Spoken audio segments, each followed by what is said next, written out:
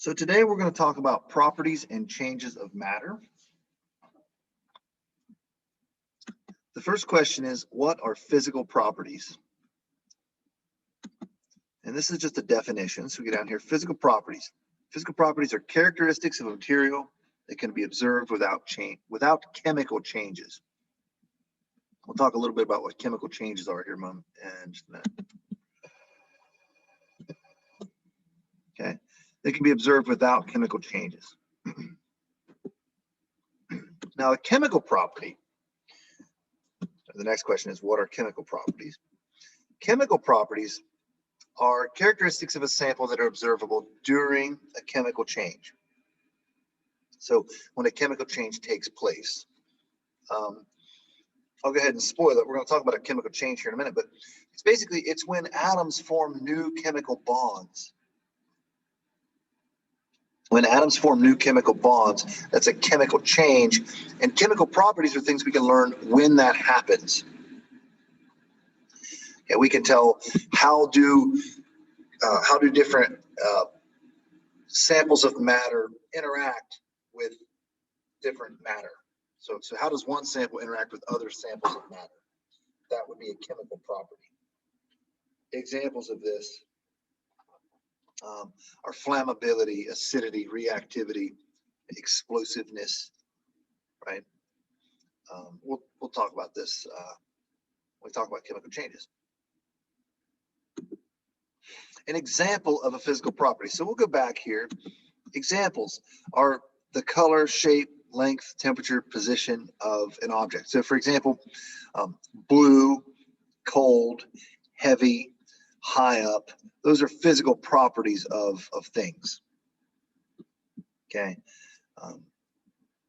They're things you can tell without changing it chemically, without forming new chemical bonds. It asks, how do we, I should probably uncover some answers here.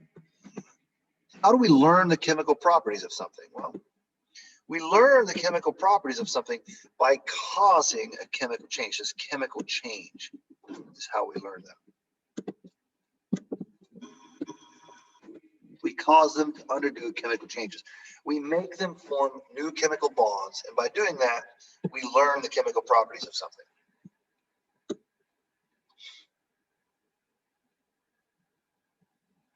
An example of a physical change. So we're going to go down here. We're going to skip ahead. So the physical changes are changes in matter that don't break or create new chemical bonds. Only the molecules' positions change. Examples of this are evaporation, condensation, and so on. Okay. Good examples I like are cutting, sorting, chopping, or evaporating. When we do this, we're only changing where those particles are. We're changing their position compared to each other. So we can see as a solid, this is a solid, as it melts, these particles aren't coming apart, right? These molecules aren't coming apart. They're just wiggling. They're just changing where they are compared to each other. When they turn into a gas, they wiggle even more. Okay? This is melting or fusion and evaporation. But if you sort out a bag of M&Ms, all you're doing is causing a physical change. You're changing where those molecules are compared to each other.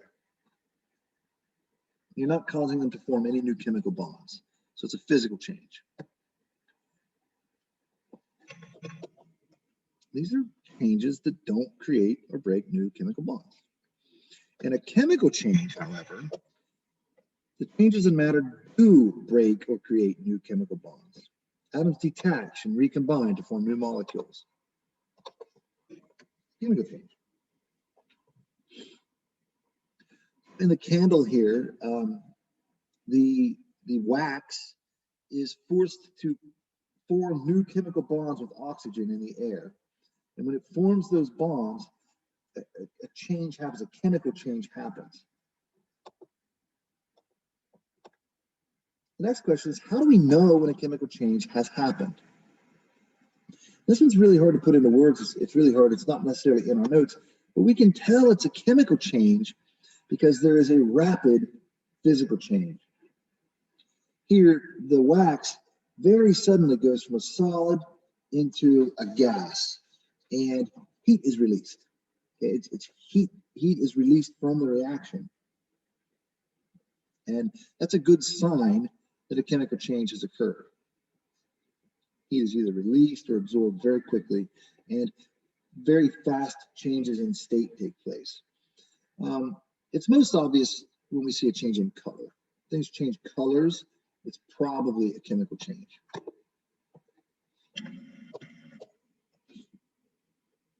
When they change colors or when heat is released, a change in temperature, sudden change in temperature is usually a chemical change. The law of the conservation of matter. What is the law of the conservation of matter? It describes how when changes happen, whether they're physical changes or chemical changes, none of the actual atoms of the matter poof out of existence. Okay, we say that they disappear, but they don't actually disappear. When you burn paper, it doesn't disappear. I mean, you can't see it anymore, but that matter still exists. It just turns into a gas, mostly steam, actually. The law of the conservation of matter says the mass of substances present before a change, that's a physical change or a chemical change, the mass that's present before is equal to the mass of substances present after the change. Okay, so when you break down the compounds that makes up paper, the atoms that made that compound, they just reattach and form new compounds. We'll get into this in a lot more detail as we progress through our chemistry unit here. But that's the law of the conservation of matter. So if I burn a piece of paper, the gas, the water, and the ash form will have the same mass as the paper I began with, plus the mass of whatever part of the oxygen from the air around us took part in that reaction. And here's the math of that, sort of.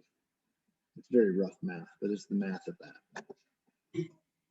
So this is the law of the conservation of matter. It doesn't disappear. It just changes. It just changes form.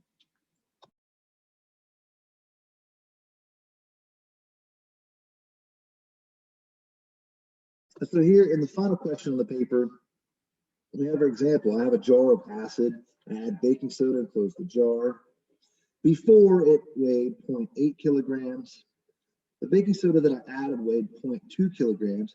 If I close that jar and I don't let any of that gas escape, if I keep it all in one container, it's going to weigh a kilogram before, okay, even though it was weighed separately, and it's going to weigh a kilogram after the reaction, because the law, the conservation of matter, tells us that no mass is lost.